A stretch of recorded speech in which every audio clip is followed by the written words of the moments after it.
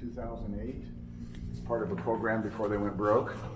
And these doors are the same pattern, and they were made by a shipyard. I can't remember which one in Tacoma, because they're the only shipyard left on the West Coast that can buck hot rivets. This is all hot riveted. There's no welds on this anywhere. Wow. So these are reproductions of the early type rounds up until about 1910 and 1912. This is an armor-piercing round. The color band tells you that it's an armor-piercing round. It's 5 inches wide, a half a caliber wide, and the shot tongs will go around here so that it balances the shell. This is called the Johnson cap, and this should have a point on it. This is what penetrates the ship, and it's got a relatively small ceiling band on it that would have been made out of brass and copper, so those would have been done here. The local, the Cookville High School made us a set of rammers and sponges and things that we set out once in a while. Oh, cool.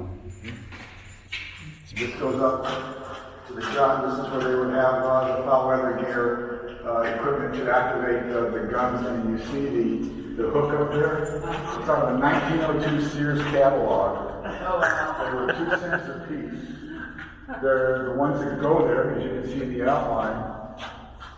You can't even find those on eBay or in a junk shop, and that one cost me $10. Wow. So Nice. if you ever find any, we're interested in those hooks. That little hook was out of a 1902 Sears catalog. How many? You can't find them anywhere. That's crazy. So here we have a Taylor-Raymond ammunition hoist. This would have been the retrofit hoist. This is the hoist that actually was installed around 1907. There was another hoist that I'll describe in a minute. This one comes from Fort Pickens in Florida. They state parks did some horse trading. I don't know, some other historical artifact that they wanted down there. And so this is called a receiving table, and that's called a delivery table. And you see, I can lift 617 pounds. See how easy that is? And this is a practice round, so it's made out of cast iron instead of steel. But it's the same exterior of ballistics, it's the same weight, 617 pounds. This one and that one over there that's standing up was actually fired from Fort Worden and missed and ended up on the beach.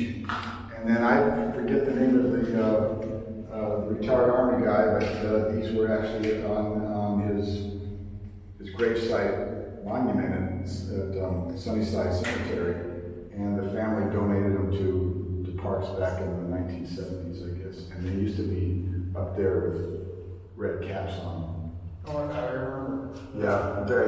And then, so these are the facsimiles of what they would have looked like after about 1910 like this. This is called the windscreen. The Johnson cap is underneath this, so this is just hollow, okay? You notice the band, and then the large ring, and then they were fused in the back. So the fuses went in there, explosive D was in there, 55 pounds of it, and then a copper plate was put on back of the fuse to protect the fuse when it was fired. Then of course we have the hoist tubes, and the only original plaque left, which I found, I don't know, 20 years ago, was the one that was here. These are all reproductions, but these are like the old tugboat movies. You know, they have little brass whistle and the flag. You don't have telephones down here because it's too noisy.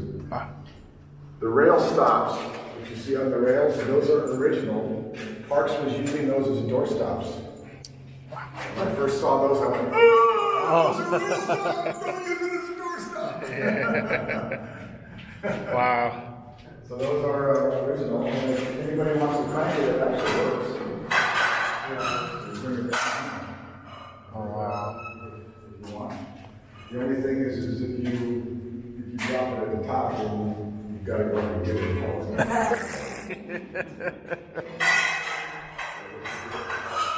And then you can use the hand cranks, which is what this is for. Or you have a 5 horsepower DC motor, resistor motor controller,